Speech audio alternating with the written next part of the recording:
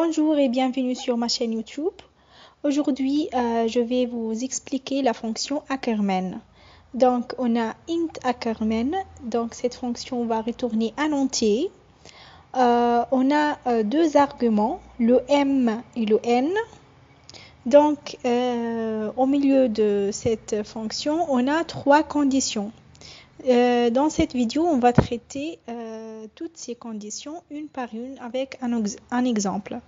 Donc, pour la première condition, soit le m est égal à 0 et le n est égal à 2. Donc, on va traiter la première condition. Si le m est égal à 0, et c'est le cas, alors on va retourner n plus 1. Donc, on a le n, c'est 2. Donc, le résultat, ça sera 2 plus 1 est égal à 3. Pour le deuxième exemple, donc le m est différent de 0. Le m est égal à 1. Mais le n, qui est le deuxième argument, est égal à 0. Donc, on va traiter la deuxième condition. Donc, if n égale à 0, et c'est le cas, alors on va retourner la fonction Ackermann du nouveau. C'est ça la récursivité. Donc, on a un appel à la fonction du nouveau en changeant les arguments. Donc, au lieu de m, on va avoir m-1. Donc, on a le m est égal à 1. Donc, pour la deuxième fonction, ça sera 1 moins 1, c'est 0. Et pour le n, on va la remplacer par 1. Puis, on va traiter cette fonction Ackermann 0, 1. Donc, on a le m est égal à 0. Donc, on va traiter la première condition. Lorsque m est égal à 0, on va retourner n plus 1. Donc, le résultat, ça sera 1 plus 1 est égal à 2. Pour le troisième exemple, j'ai choisi les mêmes valeurs qu'on a déjà testées dans le code. Donc, le m est égal à 1 et le n est égal à 2. Donc, le m et le n sont différents de 0. Donc, on est dans la troisième condition.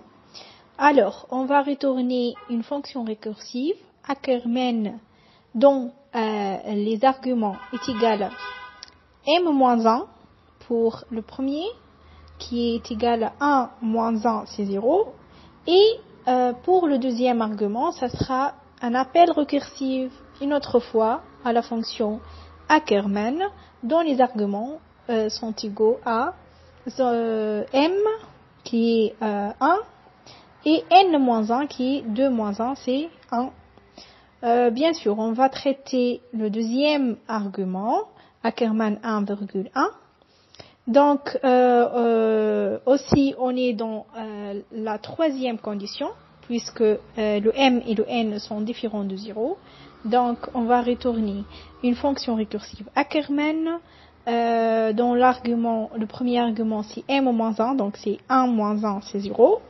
Et pour le deuxième argument, c'est Ackermann m, n-1. m, c'est 1 et n-1, c'est 1 moins 1 est égal à 0.